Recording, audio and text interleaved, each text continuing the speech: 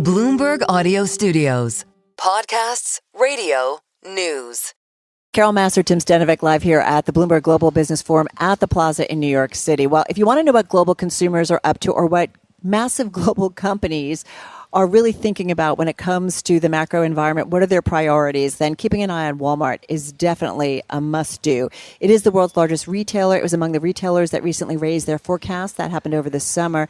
And a member of the company's C-suite is joining us, Tim, right here at the forum. Yeah, here at the Bloomberg Global Business Forum, pleased to have Chris Nicholas with us, President and CEO of Sam's Club. It is Walmart's membership-only retail warehouse club, mostly with clubs here in the U.S., but also overseas, clubs in Mexico, China, and Brazil. Former COO of Walmart U.S., previously CFO across Walmart U.S. and Walmart International. Welcome. Which means you've seen everything. I've tried. How are you? I'm doing great. Really excited to be here. How are we doing? And by we, I mean the American consumer. You've got such a great view on what happens across the country. How are we doing? Yeah, I mean, what we're seeing at Sam's Club is consumers that are consistent and rational. I've been in retail for more than 30 years now, and I've never known a time when people don't love great items at great prices. And as long as you're giving people that, we're finding consumers really, rational and consistent. What is their behavior, though, right now? Because that's something Carol and I were talking a lot about today. And, the whole idea of, are they buying what they typically buy? Are they buying what they buy at a certain point in an economic cycle? Are they trading up? Are they trading down? Mm-hmm. What are they doing in your stores? Yeah, it's interesting. Consistent would be the word I'd use. People are still buying general merchandise from us. I mean, we talked in our last quarter results about general merchandise sales having another quarter of positive comp. But what's really interesting within that is that the units are moving faster than the items, which means that, we're still giving them great value. And I think people are really moving to appreciate when they're getting good value. The club warehouse model is made for times like these, I would say. It's a good time to be in the club model. In our clubs, we've only got 4,000 items. And the way that the club model works, just to level set us, is our job is to make almost nothing on what we sell. We just about break even, and we make all our money from membership. So the lower you can operate in terms of costs, the lower you can keep prices. And when that happens, people are more loyal. They renew more often, and you get more members. So we're in this really special moment right now where people love the great value that we've got, and they love the great items that we've got too. I want to cross that with what we just heard from Fed Chairman Jay Powell, Chris, last week in terms of the decision, and kind of basically saying the Fed's not in a great place. Either way, there's some risks to the employment picture. They're concerned still about inflation.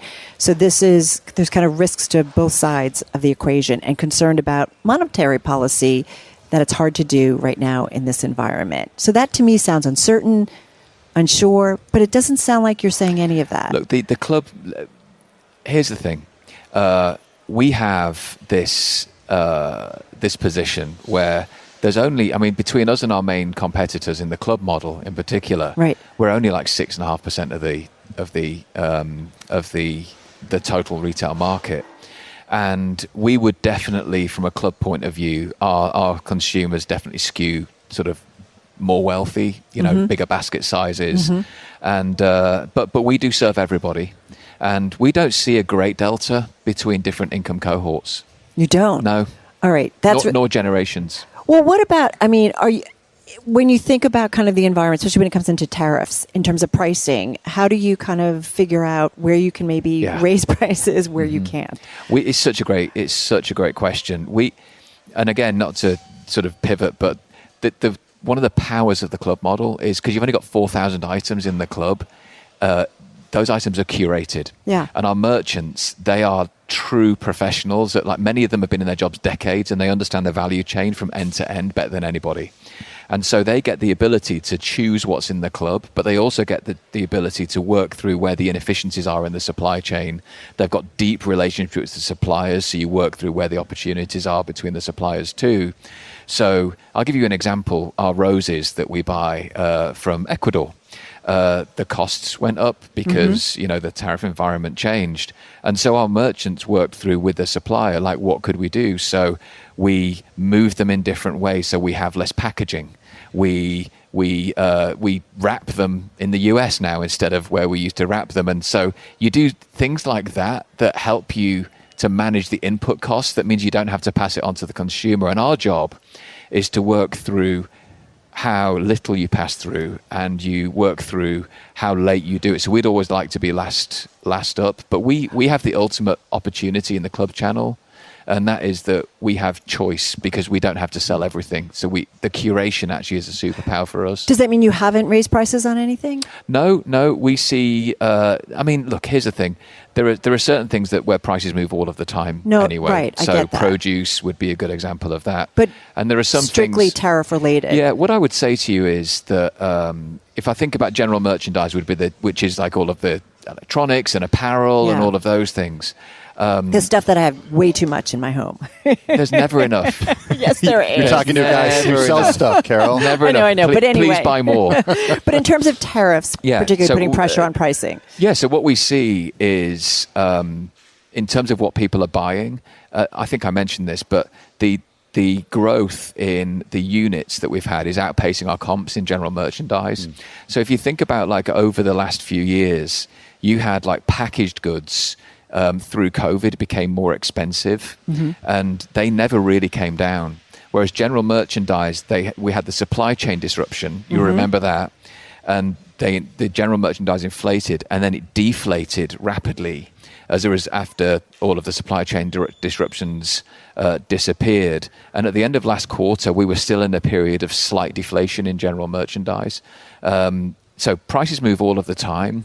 Our job and our merchants' job is to make sure that we give people access to the price points they want and the value that they want.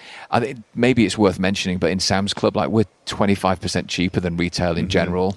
So as we resist putting prices up because that's in our DNA, we're always going to be more price competitive than everybody else. So then you haven't raised any prices related to tariffs. We will be the last people to put prices up, and some prices have gone up, but in the mix, I'm telling you. So for sure, I mean, we have input price changes in some items, and some's come through already, and some is still to come through. But I would tell you that like our job is not to lead with putting prices up, and all of our sales growth in Sam's Club is through unit growth, not inflation. Okay, cool. I'm wondering what you're hearing from your team who's out there talking to the producers, the American producers of things we grow, produce, beef as well. We had a Bloomberg News story last week about farmers and the toll that the Trump administration policies are taking on farmers right now. And immigration, just one of them. Tariffs on soybeans are another one as a result of less interest from China and Chinese buyers.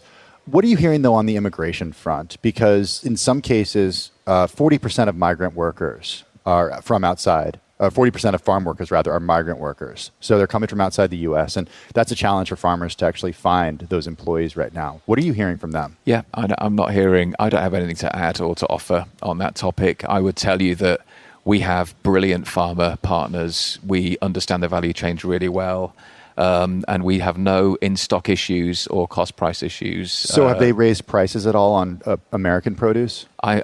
You'd have to ask somebody else about the through line on like employment and price increases. I think you probably speak to lots of people that are better informed than I am. What about from produce that comes outside of the United States? I mean, we can't do everything here. We can't grow bananas. We can't grow avocados. Yeah. Tomatoes, when they're out of season, come from outside of the U.S. Yeah. What does that look like? Yeah, I mean, what does what like the increase in costs associated with tariffs? Because those will be, or those are tariffed already. I mean, beef that comes from Brazil, 40% tariffs, for example. Yeah, I mean, we definitely over-index on U.S. beef. The vast majority of what we buy is U.S. The vast majority, and so but we have choices about where we buy from. This is the benefit of being this curated, limited assortment retailer, is that we get the choices to buy from the places where give the consumers great value and great quality, which we're never going to relent on. But we buy items. We buy avocados, as you said, from abroad, and many other items, tomatoes when it's out of season. And the quality and the value, we'll never relent on the quality. But if the input costs increase, then the input costs will increase. But in produce, there are so many variables, produce and beef. Right. I mean, that there are so many variables that pushes the costs down as well as up.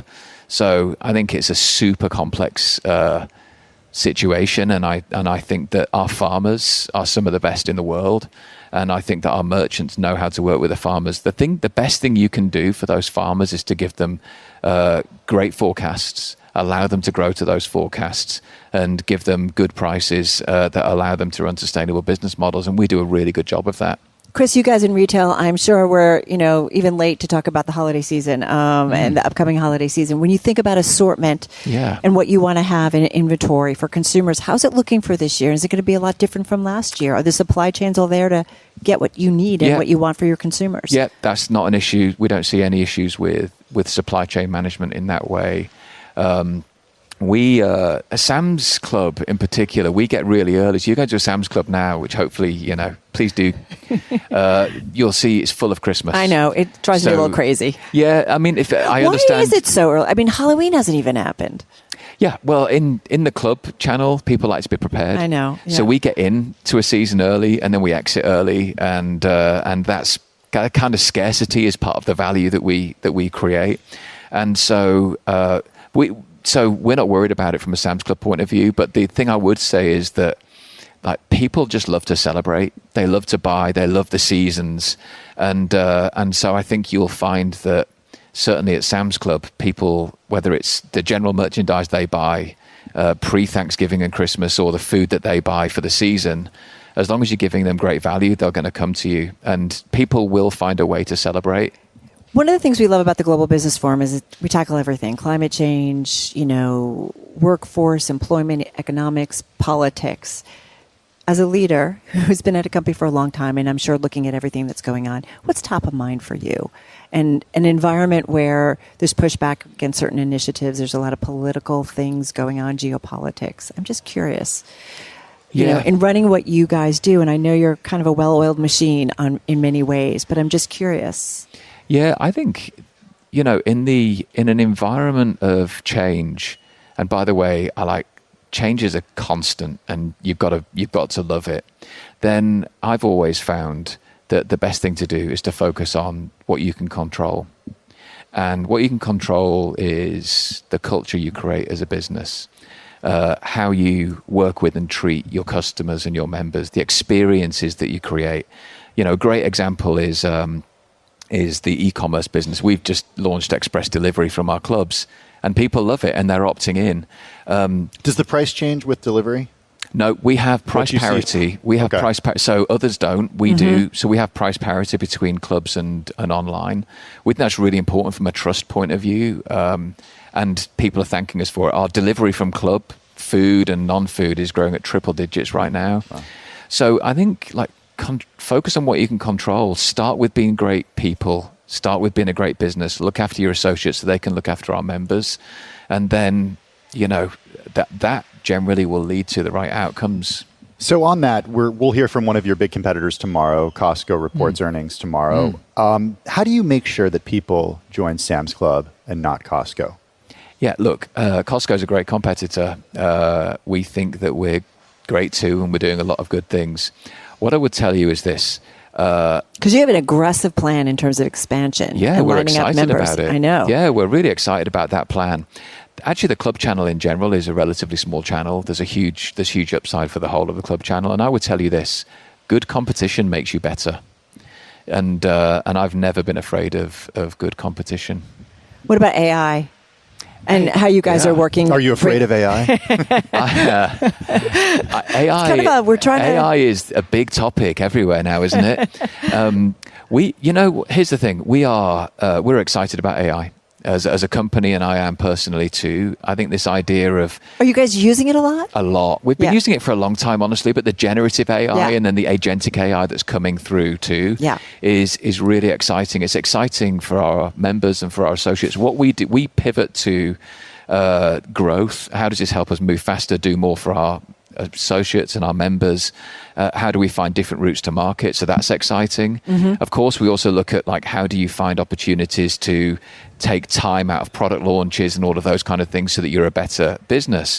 The one thing that you may have seen is we also believe that the opportunity to empower people with the use of AI, but with an enterprise, but with enterprise data, is really exciting. So whether it's in the office or recently, we made an announcement a couple of weeks ago at our holiday meeting, where we gave our frontline management access to OpenAI, to ChatGPT, and which they can use to just go faster and do more. And that's really exciting. Yeah, it's kind of amazing. We're all kind of finding our way through it. Chris, thank you so much. Thank you for having me. I appreciate it. And good luck. Good luck. Thank you as well. Chris Nicholas, he's the president and CEO of Sam's Club.